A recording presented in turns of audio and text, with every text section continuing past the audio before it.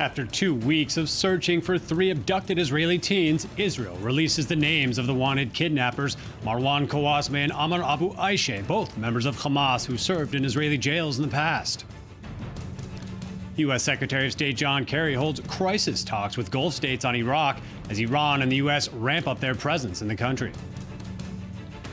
And the group stage of the World Cup in Brazil ends tonight, and so far the tournament has the highest goal per game average since 1970.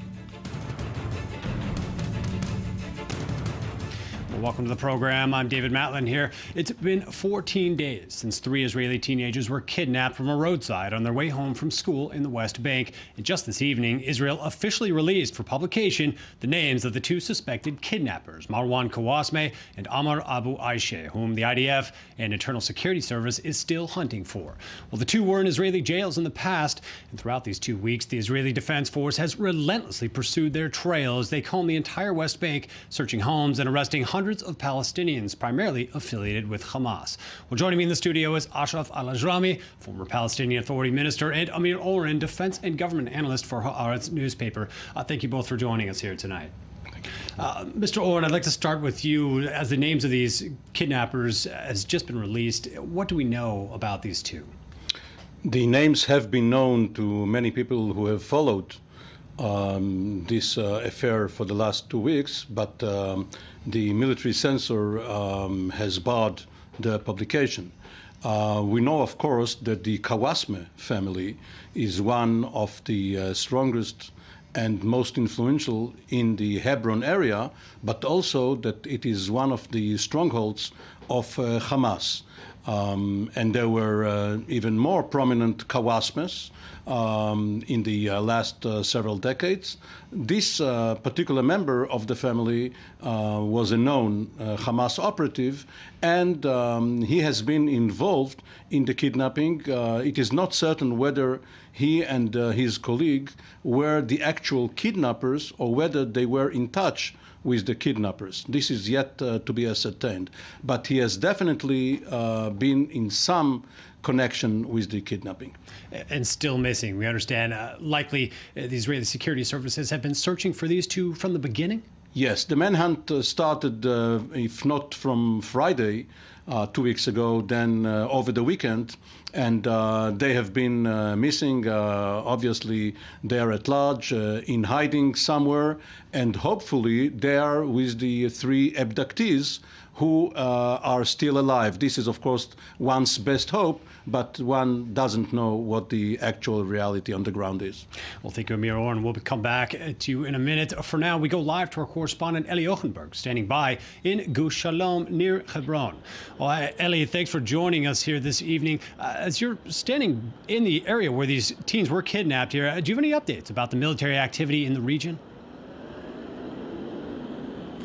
Well, David, 2 weeks of this operation and the big breakthrough has yet to come, and we are now standing exactly where the 3 boys were kidnapped Thursday night, 14 days ago, and since then a widespread searching operation all over the West Bank. And our current situation is that we still have massive amount of forces all over the area looking for the 3 kidnapped boys, but again, the turning point has not been reached yet, but we still have special units such as the K9 unit, paratroopers, scuba divers, units who specialize in working with unique technologies, etc., all in order to get progress in this investigation, maybe following the publication of the 2 names of the alleged kidnappers. There we can see further developments. But if we have time, David, because we're now summarizing 2 weeks, let's go back to the beginning of this operation, where we had a lot of activity. We had major waves of arrests all over the West Bank. We had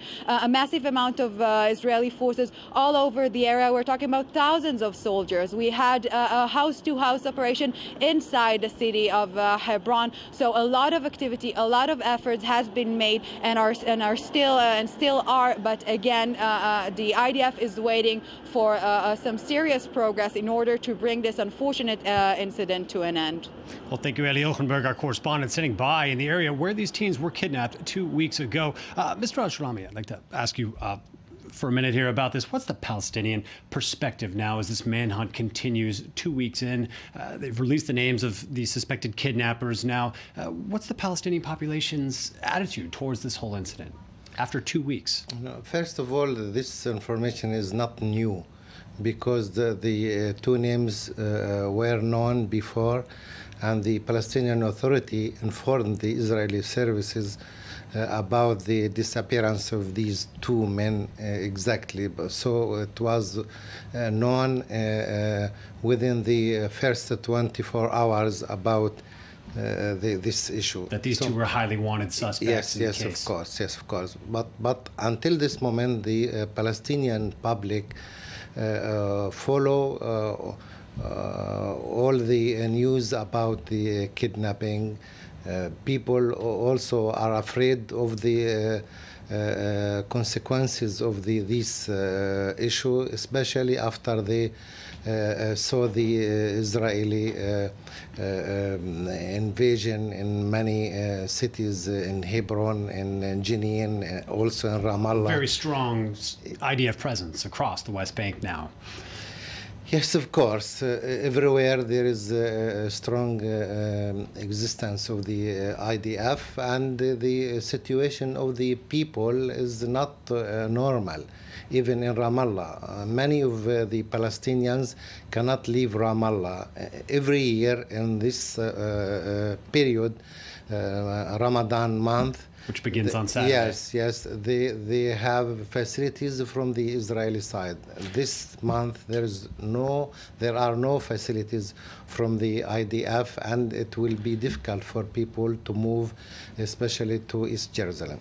Mr. Warren, briefly, what's your perspective on this? Well, the minister is correct about how the population suffers.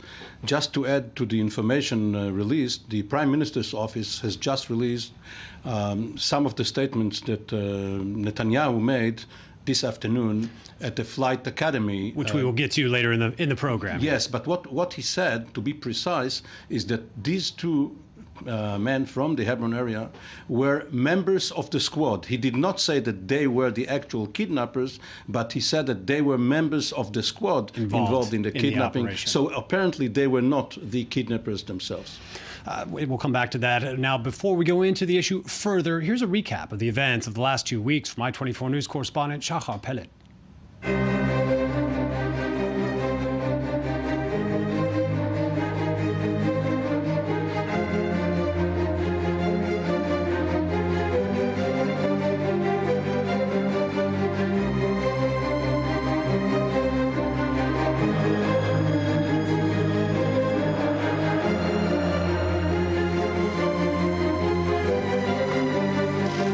Hamas terrorists carried out Thursday's kidnapping of 3 Israeli teenagers. We know that for a fact.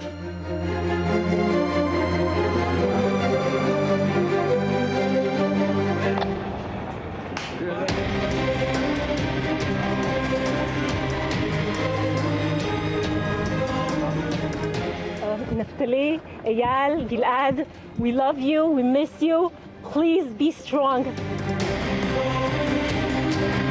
من مصلحتنا أن يكون بيننا وبين الإسرائيليين تنسيق أمني حتى نحمي أنفسنا، حتى نحمي شعبنا.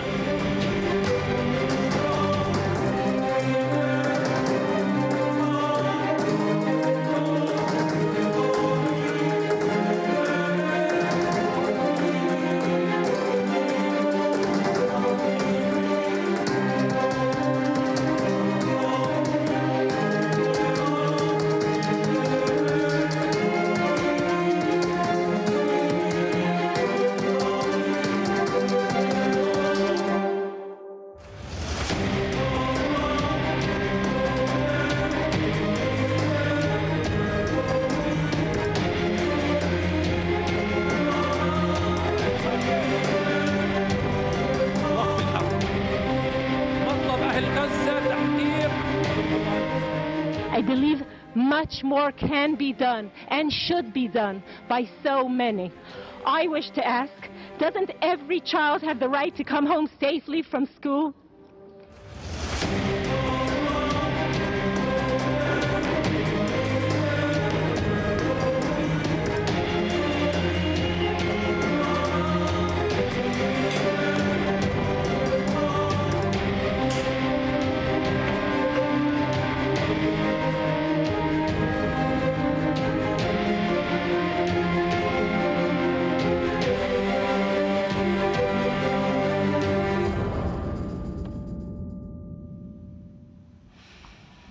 Now, as we've reported, Israel released the names of the two Hamas members suspected in the kidnapping. Well, I-24 News obtained an interview with the father of one of the suspects, Amar Abu Aisha. Let's see what he told us.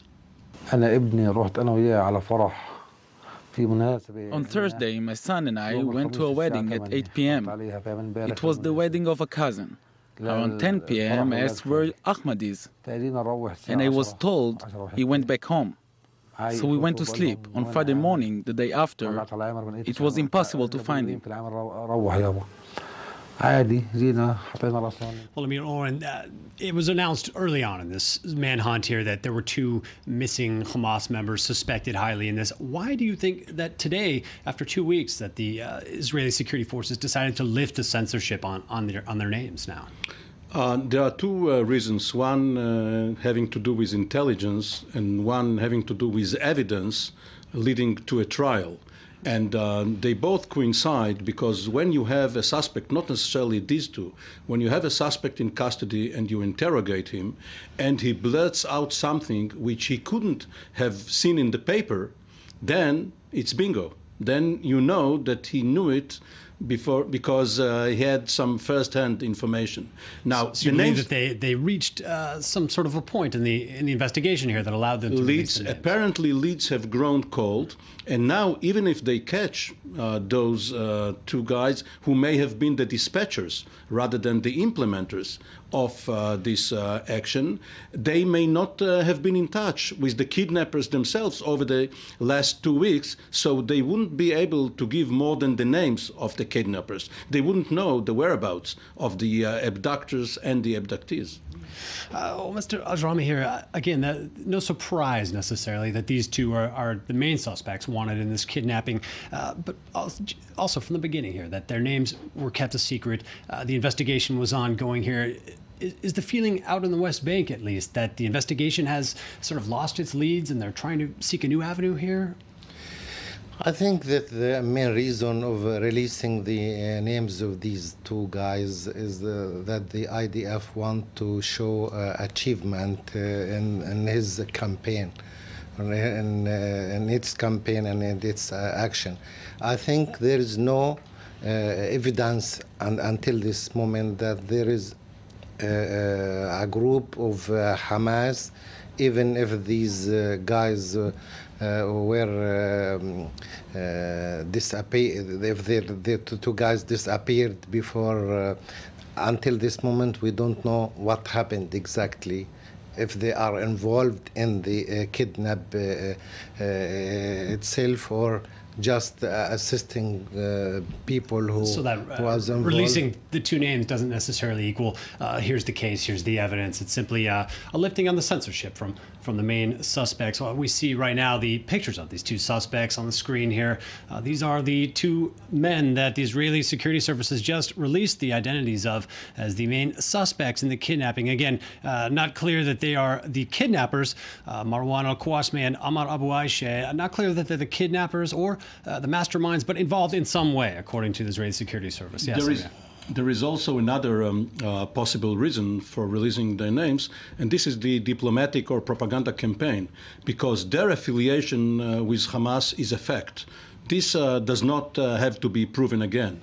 What has to be proven is the link between these two and a certain chain of command above them, leading all the way to Ismail Haniya or Mohammed Def in Gaza or Khaled Mashal. This has not been established, but for Netanyahu, it's very important to reiterate that the suspects are Hamas members. In order to strengthen his case so far. We'll come back to that. But earlier today, Israeli Prime Minister Netanyahu and Defense Minister Ya'alon spoke at the Hatarim Air Force Base at a graduation ceremony for this year's pilots. Our response to their deeds is sharp and clear. We stand against them with our full might. And even if they hide in the darkness, we will find them and retaliate against them. The IDF is acting day and night in order to put its hands on the kidnappers and return the boys home. Our enemies have misjudged us, just as they have misjudged us in the past countless times. In a wide range, intelligence operation will involve cooperation between Army, Air Force, the Shin Bet, police and border police. We won't rest for a day until we get back our sons and get our hands on the kidnappers. We now go live to Shai Ben Ari, our correspondent, standing by at the Hatzarim Air Force Base, where the Prime Minister and Defense Minister spoke earlier today. Shai, what's the greater significance to their speeches today?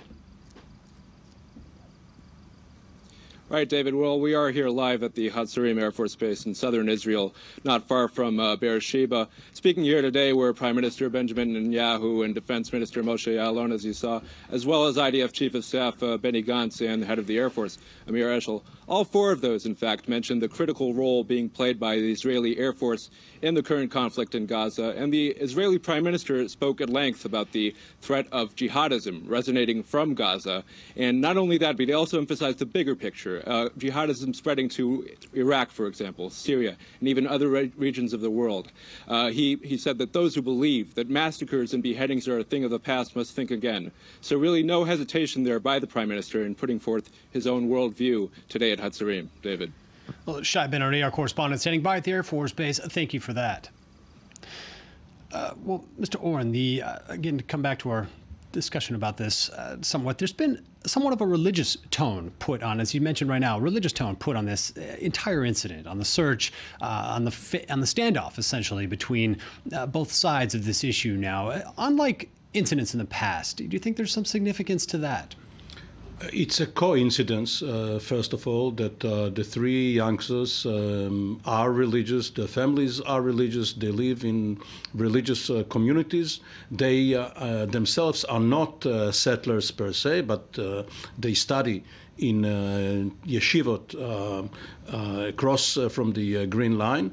And obviously the right wing, or the religious right wing, has adopted their cause, even though we have yet to see what happens if they are found alive, as everybody wishes they would, and there is some demand for negotiations over the release of more prisoners in exchange for them. So down the road, this could be, in addition to the religious overtone, an obstacle for Netanyahu. And ironically, in the speech that Shai Ben Ari just cited, Netanyahu came out against jihadism. But in Iraq, Iran, Israel's greatest enemy, is Israel's de facto ally against jihadism. So the Middle East is right now too complex to sum up in a soundbite. Well, that's absolutely true here. Well, moving on now, for the time being, the Israeli cabinet continues to seek measures to pressure Hamas. But in the meanwhile, the decision was made to launch a campaign against the Palestinians' official funding of prisoners in Israeli jails. Y24 News diplomatic correspondent Tal Shalev reports. As the Israeli military operation to locate the 3 kidnapped teenagers in the West Bank is gradually being scaled down, the Israeli government is gearing up on the diplomatic front. The latest target, the Palestinian Authority's policy of paying monthly stipends to Palestinian prisoners in Israeli prisons who have been convicted of terror-related offenses. More than 4,500 Palestinian prisoners serving time in Israeli jails are recipients of Palestinian Authority salaries. Israel denounces the detainees as terrorists, but the Palestinians view them as freedom fighters. And each month, the Ministry of Prisoner Affairs transfers millions of dollars in salaries, as well as support payments to families of suicide bombers. On a sliding scale, the payments are calculated by the number of years in prison, meaning the most hardened terrorists are rewarded with the highest salaries. Released prisoners are eligible for payments too. In recent years, Israel has tried to expose this mechanism and present it as an instrument that encourages and supports terror. The international community is financially supporting the Palestinian Authority, and the total sum of grants and salaries paid by the Palestinian Authority to these terrorists amounts to the equivalent of 16% of the foreign aid. Following the Israeli campaign, some capitals have already changed their donation procedures. But in the wake of the abduction, the Israeli Security Cabinet decided to reiterate the message, stressing that Palestinian President Mahmoud Abbas may be condemning the abduction, but at the same time rewarding other terrorists. This is not the way we want to build peace. Peaceful coexistence has to start with the stop of the incitement to hatred and the stop of supporting and financing terrorism. The Israeli Foreign Minister Avigdor Lieberman discussed the fate of the 3 kidnapped teenagers in Paris Thursday with U.S. Secretary of State John Kerry and with his French counterpart Laurent Fabius. Next week, he'll be meeting his counterparts in Berlin and Prague for similar talks. 2 weeks into the abduction, the Israeli government still hasn't succeeded in bringing back the boys. Now they're hoping that the international community will step in. Well, now joining me from Nablus is Abdul Sattar Qasim, a professor of political science. Well, thank you for joining us here. Thank you. Well, recent reports have emerged that the Palestinian Authority cannot afford to pay both its own workers and some 40,000 workers that Hamas employs. How will this affect the formation of a unity government? Well, that will have a very negative effect on the unity government, because in the agreement between Fatah and Hamas that the Palestinian Authority should pay the governmental employees of Hamas. And until now, the authority hasn't been paying. And I think there is so much pressure from the side of the United States, the European Union, and Israel that the Palestinian Authority shouldn't pay. And that's a real problem. As long as the Palestinian Authority is obeying the orders from Israel and the United States, it's very hard for the unity accord to proceed and continue. So there is a danger that this accord between Fatah and Hamas, there is a danger that it might collapse. Now, let's speak about the ongoing Israeli Defense Force operation, the search and arrest operation across the West Bank, ongoing for 2 weeks now. How do you see this situation being resolved? Well, it's very hard. Israel has been taking ridiculous actions against the Palestinians. It has been making harm against the Palestinian people, destroying the furniture in so many houses, arresting so many people for what? They are making a revenge, and they are going hysterical. Israel has lost its nerves, and it looks like a clown in the actions going on in the Palestinian in the West Bank. Well, as they search for these 3 they teenagers have been hitting here and there without any kind of information. They don't have any kind of information. These giant security institutions and army institutions haven't been able to collect any kind of information, which means that those who abducted the Israelis have been working on very professional way. They have been working different from what has from the traditions of the PLO.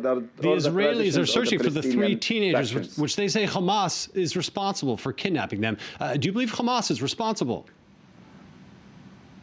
No, Israel doesn't have any evidence, and it hasn't shown any kind of evidence that Hamas has done that. And it's regardless of who did that. It's the Palestinian right to do so, because that's the only way to get our prisoners out of the Israeli jail. So you believe it's a good policy to kidnap Israelis of any age? Yes. Well, and we shouldn't concentrate on the age, because the Israelis have been imprisoning so many Palestinian teenagers, and they have killed many Palestinian kids, including, for instance, Iman Hajjo or Muhammad al-Durra, and so on. The Israelis do not differentiate. They kill anybody. They kill men, women, old men. They kill kids. So you believe that kidnapping is an effective tactic? You think Palestinians should continue to kidnap Israelis? Yes, it is. Yes, I think we should do that, because that's the only language that Israel understands. Israel doesn't understand the language of human rights.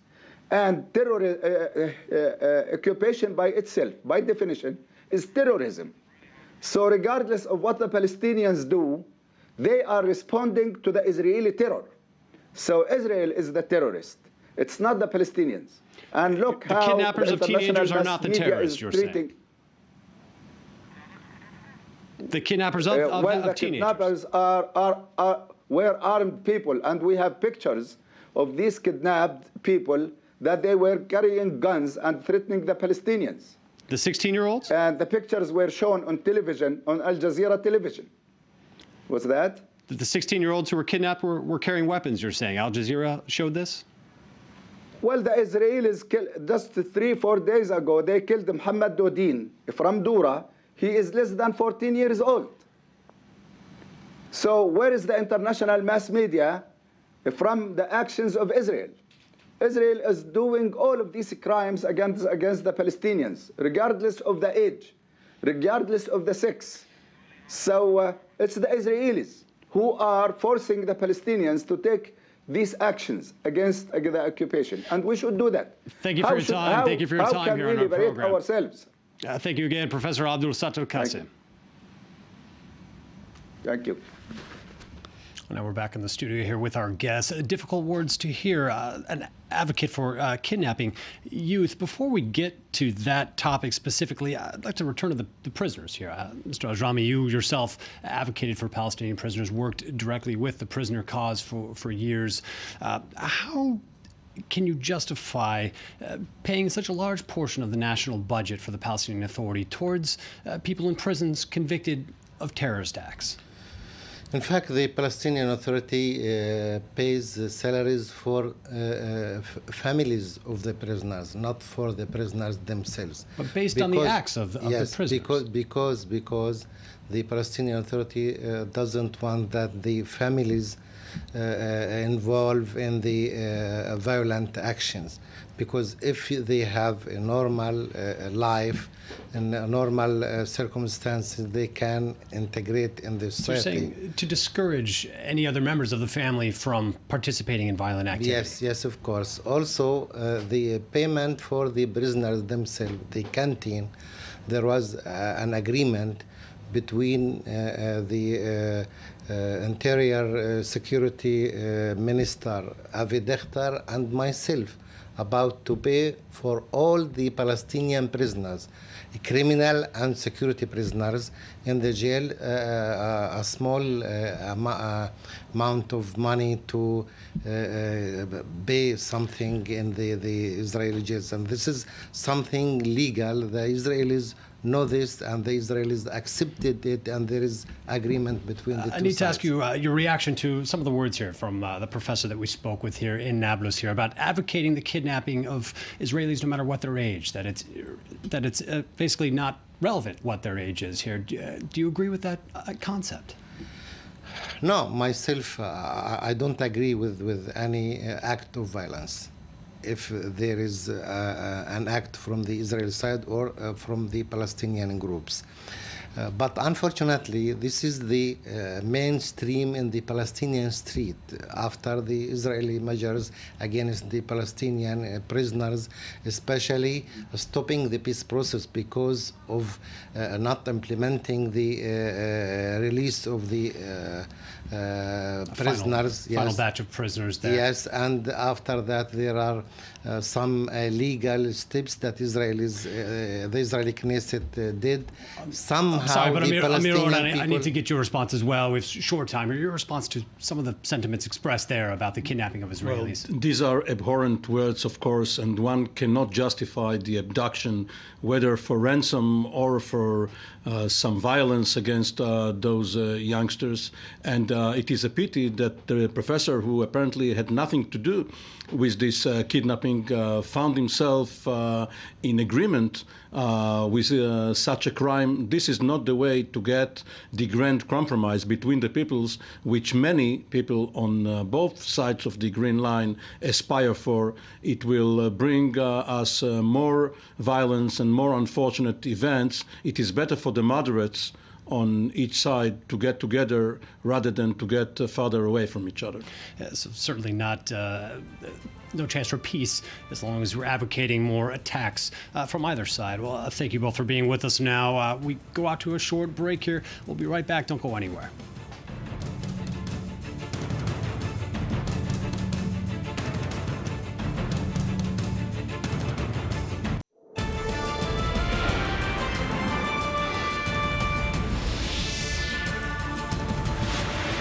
After 2 weeks of searching for 3 abducted Israeli teens, Israel releases the names of the wanted kidnappers, Marwan Kawasme and Ahmad Abu Aisha, both members of Hamas who served time in Israeli jails. U.S. Secretary of State John Kerry holds crisis talks with Gulf states on Iraq as Iran and the U.S. ramp up their presence in the country. And the group stage of the World Cup in Brazil ends tonight, and so far the tournament has the highest goal per game average since 1970. Welcome back to our special edition coverage here for 2 weeks now as we cover the kidnapping of 3 Israeli teenagers in the West Bank. And just a short while ago, Israel released the names of the 2 Hamas members suspected in the kidnapping. Now we're joined in the studio by Amir Oren and Ashraf Al-Ajrami. Thank you both for being here. We, again, are talking about this topic here now for 2 weeks as the IDF has been combing through the entire West Bank, essentially turning the place upside down. It's interesting that the Israeli Defense Force has been able to insert, some say, up to 10,000 troops into the West Bank here now, and there hasn't been much resistance in terms of armed resistance now to this. Amir, does this strike you as odd in terms of this operation so far? Has this been a surprising aspect of the operation? In a way, it was, but the Israeli Defense Forces have been wise enough to know that the initial shock in which the population expected and indeed understood that the Israeli government and military cannot sit idly by while 3 youngsters have been kidnapped. And the population accepted that this is the method chosen by the Israelis. After a while, after the Israeli intelligence services have run out of targets, and as the holy month of Ramadan fast approaches, the Israeli authorities understood that they must lessen friction and therefore took most of their troops outside of the populated areas. They are still combing the countryside, and if they know that some suspected building might hold the abductors or the abductees, they will go in and search for them. But all in all, there is less friction now than there was 2 weeks ago. Interesting to hear that. Do you agree with that sentiment, Mr. Ajrami, that there's less friction now than there was 2 weeks ago, even as troops have essentially been camping out on the West Bank now for 2 weeks? You believe the tensions are less than 2 weeks ago? I think that when the IDF doesn't enter the cities, especially Area A cities, the tension will be less than it was before, especially when they entered the Hebron and Hebron, Nablus and Ramallah, also Jenin city. There was very much tension in these areas, but I know that the Israeli IDF withdrew from the majority of the cities and didn't want to have clashes with the people there because this tension may lead to clashes with the Palestinians. Well, we mentioned already that the holy month of Ramadan is due to begin this Saturday. There's certainly been conflict during Ramadan in the past between Israelis and Palestinians. Do you think that that's a significant factor right now in terms of the lack of violence that we've seen between the two sides? No, I think that this is something related to the Palestinian security services. They held the territories in a very strong way, and they also arrested many of the armed groups in the Palestinian cities, and the situation from the security aspect is very good. So it is easy for IDF to act in these areas without any strong reaction. But it will be dangerous if this action or operation continues for a long time, because the population, the Palestinian public, may act against the Israeli soldiers, and it will be anarchy or maybe clashes between the two sides. Amir Oren, do you believe that in a way the clock is ticking now on the IDF, that they have a limited window here to wrap this operation up, that truly is the clock approaching midnight now for them to get out before this creates too much of a mess? There were two distinct operations going on over the last 2 weeks. One was an intelligence-driven operation to find the three youngsters. And the other one was a politically motivated campaign against Hamas. The second one is shutting down because of what the two of you have just talked about. The first one will not be shut down. But people usually make the mistake of thinking that military also means militant. This is not the case in Israel. Many of the top generals in the Israeli Defense Forces, such as the coordinator in the territories, Major General Yoav Poli Mordechai, or the Deputy Chief of Staff, or the Chief of Intelligence and others, or the Commanding General of the Central Front, General Nitzan Alon, are actually moderate. They understand that putting too many troops on the ground and executing policy too forcefully will bring about a cycle of violence where there will be clashes. Inevitably, there will be casualties on the Palestinian side. Then there will be funerals. After the funerals, there will be more clashes, and so on and so forth. They do not want this cycle of violence to take place. A destructive cycle that the region has witnessed many times. So they have counseled moderation, and apparently the political echelon has taken their counsel. Well, now, as we've reported, Israel released the names of two Hamas members suspected in the kidnapping. Well, I-24 News obtained an interview with the father of one of the suspects, Ammar Abu Aisha. Let's take a look at that report. For Israel, tracking down Hamas in the West Bank is closely linked to the search operation that aims to recover the three Israeli teens believed abducted on June 12th. So far, over 350 Palestinians have been arrested in the operation, most of them members of the Islamist movement.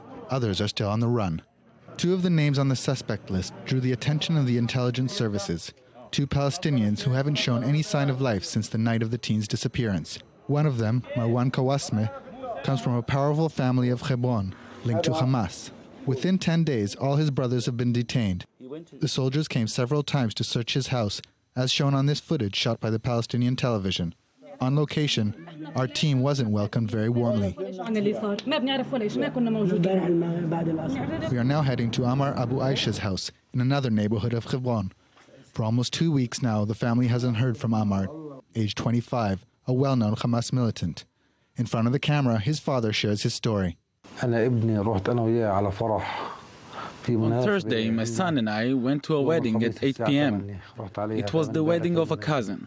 Around 10 p.m., I asked where Ahmad is, and I was told he went back home. So we went to sleep. On Friday morning, the day after, it was impossible to find him.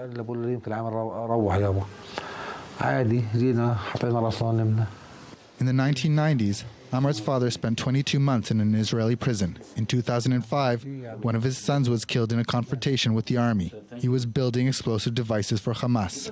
That seems not to be enough to convince him that his son Ammar followed in his brother's footsteps. We don't know what happened to him. All this kidnapping story makes no sense. I don't believe any of it. Another piece of evidence. In Gaza, sources close to Hamas have told us Kawasma and Abu Aisha, whose relatives received us, aren't among the Palestinians arrested so far in the West Bank. Whether he is arrested by soldiers or becomes a military, it is the Israelis' fault anyway. It is now in God's hands. I can only pray in the meantime.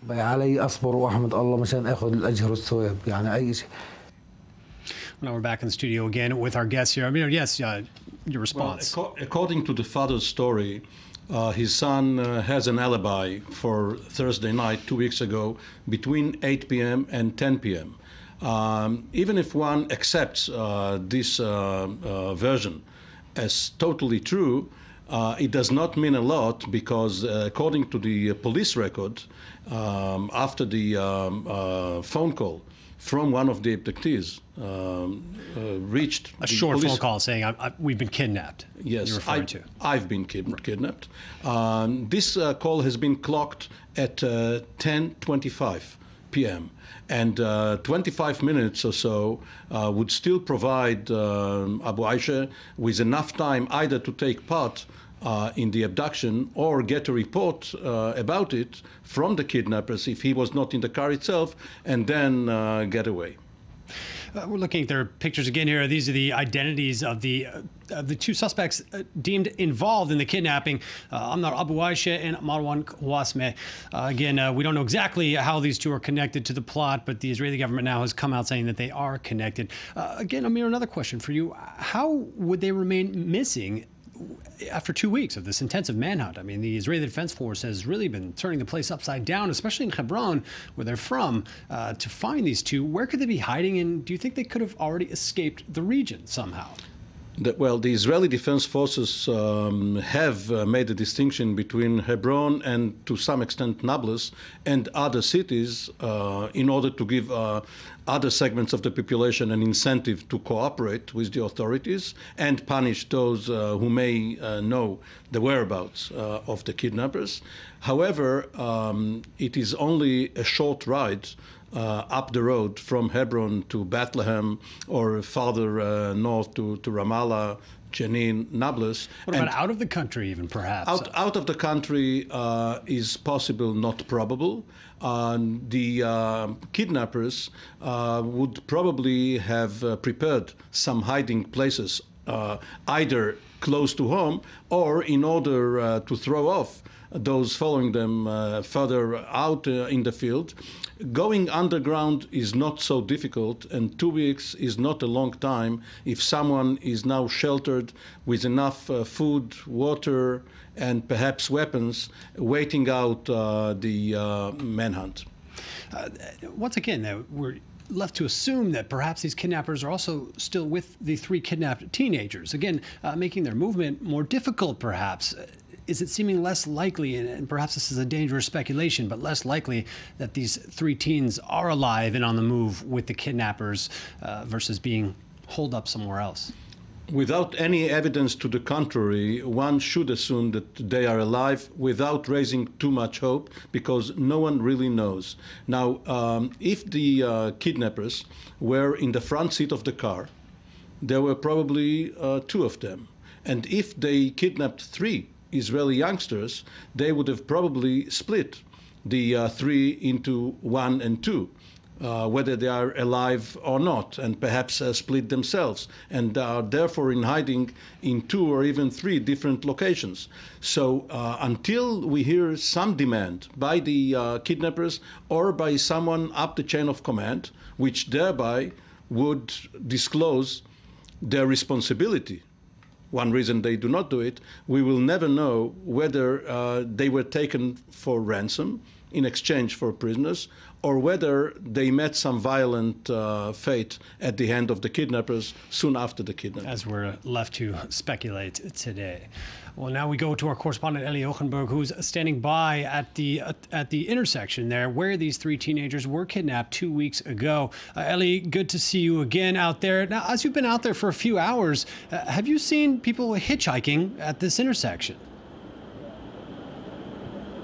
Well, I hope you can see behind me. There's a major point of hitchhikers behind me, and you can see this point full all day long. Israelis are not afraid to hitchhike, even after this incident. It's a very common behavior, especially in the area of Gush Etzion and the West Bank. So Israelis are not afraid. But as we are now understanding, there is major developments in the investigation, and hopefully we will be able to report some serious progress in this investigation. But as for now, we still have a massive amount of forces all over the area trying to trace the three abducted boys.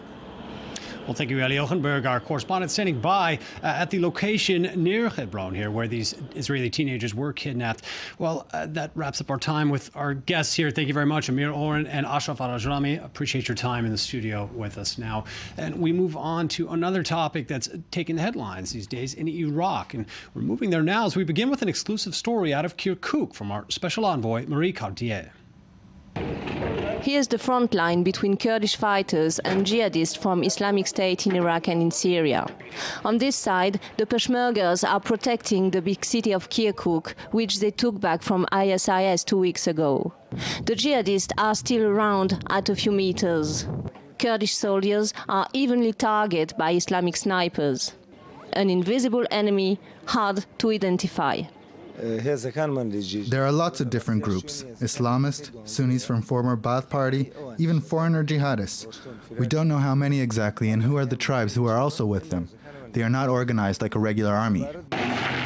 In this area, highly secured by the Peshmergas, hundreds of Arabic civilians are coming, looking for shelter since ISIS attacked Iraq. Here you see, this is an Arab village. There are Sunnis and Shia people. They are very scared because the Islamic jihadists are just over there. Arab people from the surrounding area want to stay under Kurdish forces' protection. An army of 75,000 soldiers, well trained since 2003, thanks to the American support. With this gun, I can fight until the last bullet against ISIS. They will never capture me alive. Kirkuk has now to be integrated into Kurdistan, they say, because this holy city is like Jerusalem for the Jews. The Peshmerga control all the areas which were confiscated by former dictator Saddam Hussein and incorporated them into the Arab part of Iraq.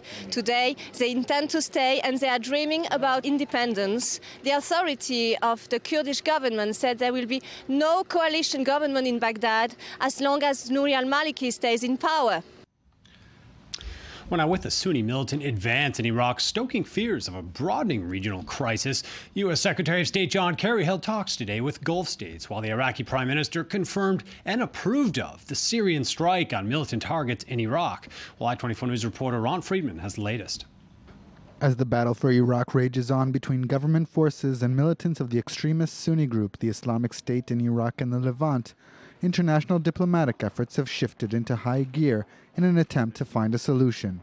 UK Foreign Minister William Hague paid a visit to Baghdad Thursday and consulted with Iraqi Prime Minister Nouri al-Maliki. In the meantime, U.S. Secretary of State John Kerry met in Paris with counterparts from France, Jordan, Saudi Arabia, and the United Arab Emirates. Today, we particularly agree on Iraq, that we want a government formation as rapidly as possible that represents unity for the country. We're expecting from the Iraqi that they could get united, and it's a necessity not only for Iraq but for the whole region, because it's a menace for Iraq, for the region, for Europe, and for US as well. So far, Western intervention has been extremely slow in coming. The Obama administration has only committed to sending 300 military advisors to Iraq, the first of which began arriving in the country earlier this week. Lacking major support from the Americans and the Europeans, Iraq's prime minister may be counting on his neighbors to do the job. In an interview he gave to the BBC, Maliki said that he welcomed the Syrian airstrike near the western region of Anbar that took place Tuesday night, and which claimed the lives of 57 civilian combatants. In the meantime, the Iraqi government confirmed on Thursday that it had taken control of the Baji oil refinery, releasing footage showing a tour of the refinery complex building.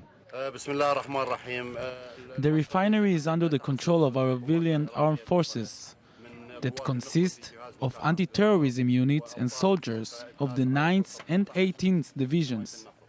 Military officials also said they had launched an airborne assault on the city of Tikrit in an effort to retake it after it fell to ISIL fighters more than 2 weeks ago. And now we move to sports.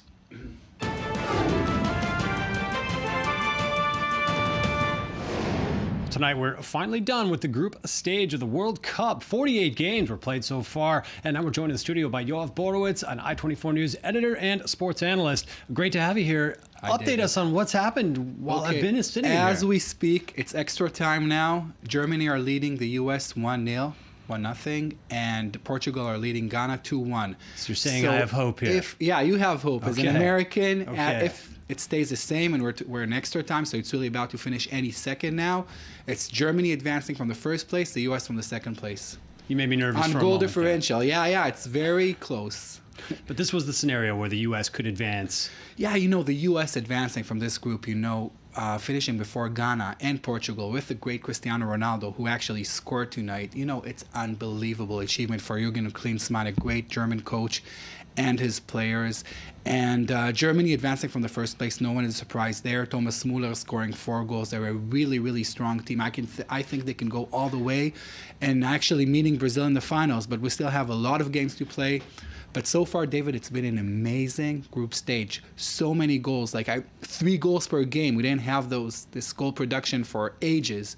Just attacking-minded football. The whole world is into it. It's been entertaining. It's yeah, been nice and so the far. South, the fact that it's in South America, so it's not really Brazil, the host nation. It's all those teams coming: Argentina, Uruguay, Ecuador, Colombia. You feel that in the crowds. You can feel it. Yeah, they're bringing tens of thousands of people. Just amazing atmosphere. The European teams are not doing well at all. We're talking England, Italy, Spain, Portugal. All those great teams are not even advancing. Speaking about one of these star South American teams, Uruguay, now a bit of trouble for them. Oh, for sure. Luis Suarez just got the ban today. 9 games, 4 months out of club football, 9 games out of international football. We're talking here, David, probably the 3rd biggest star in the world after Messi and Ronaldo. One of the biggest stars in this tournament so far. Right, but you're talking a genius footballer, but it's the 3rd time in his career, at least the 3rd time we know of, that he's actually biting and strongly biting an opponent. And some say, what's the difference between biting and really kicking someone in the leg to finish their career, doing something terrible? But still, we're talking someone who's, I don't know, people are questioning his mental state. Biting and kicking in a football match. Yeah, it is. But, in football, you can do a lot of violence acts. It's also his 3rd biting infraction in 3 years. Yeah, he's really, his mental state is in question. And Luis Suarez, he can do everything on the field. A few days before that, he beat England by himself, scoring 2 great goals.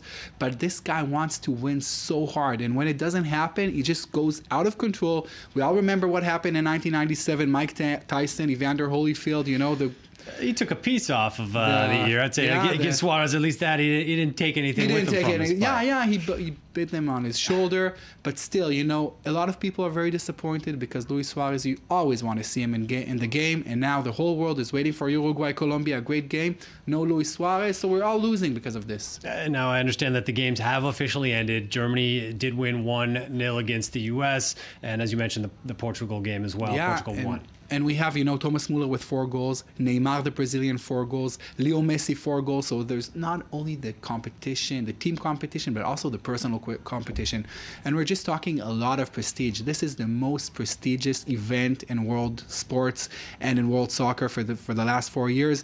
It's going to be just amazing to watch Messi going against Neymar, going against Müller, all those great players, all those great teams. Nobody knows who's going to win. These are the 2 big stars now, Messi and Neymar. These are the guys. Neymar will lead their teams. For Brazil, he's the Messiah. Just like Messi is the Messiah of Barca and Argentina. Neymar, with he scores almost all their goals. And those 2 players play alongside each other in Barcelona. And over there, it's Messi's club. Neymar did not have a good first season in Barcelona. Also, Messi did not have an amazing season in his standards. But it's so beautiful to see them coming to the World Cup, which is an even larger stage, and performing like this. Because there are a lot of questions before this competition. Sure, and Messi, for years, for years and years, he did not play so well for Argentina as he played for Barcelona. But now he shows, I'm the man, I'm the big star, I'm the goal provider, just like Neymar in Brazil. More to come, we hope. Well, Yoav Borowitz, thanks for being with us. And thank you. Of course, we'll keep watching the tournament. Well, that wraps up this segment right now. We'll be right back after a short break. Don't go anywhere.